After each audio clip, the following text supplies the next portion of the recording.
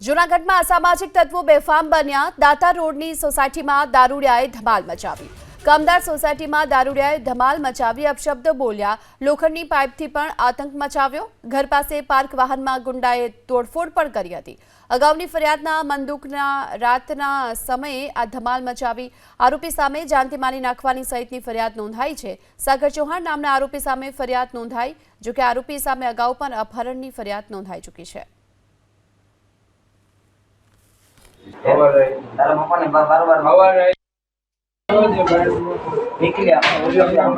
લાંબી નથી કરવી એટલે તમે કહે છે કે તું હવારા હા તો આમળો તમને કોઈને આમળો બકુલિયાની કોઈને અવાજ છે નહીં, અમને કોઈની અવાજ નથી તો તમે હમણાં આ તમારી ગાડી છે બરોબર, આ તમારી ગાડી છે જો હાલો આ ફાઈન ગયા બરોબર ખુલ્લો હાલો લાંબુ કરાવવું સાંભળ રીખી લે હજી કહું તારા બાપાને ખાલી બરોબર કાઢી લે કાલે હવારે નહીં કાલે નહીં અત્યારે કહી દે અત્યારે કહી દે બરોબર નીકળે અને બોલાવે ને બોલાવી લ્યો જાઓ ગમે એને બોલાવી લે મને કાંઈ ફેર નહીં પડે હજી કહું છું ગમે એને બોલાવી લે કહી દે ભાંગો બાપા ભાઈ ચાલુ રાખ સાંભળ હવે કેવી તકલીફ પડે ને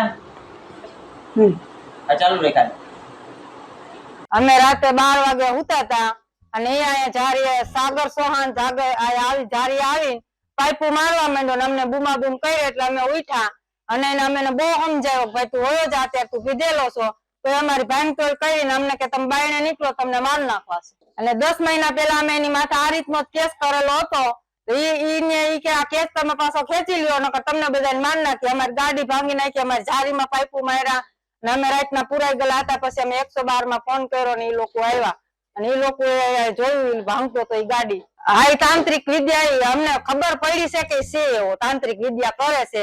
એક જણા માથે એને એવું કર્યું છે, અત્યારે અમારા ભેગો જ છે કેસ કરવામાં એને હોતન કેસ કર્યો ને અમે હોતન અત્યારે અમારી માથે આ ઘટના કહી હતી એટલે અમે હોતન કેસ કર્યો છે એની માથે।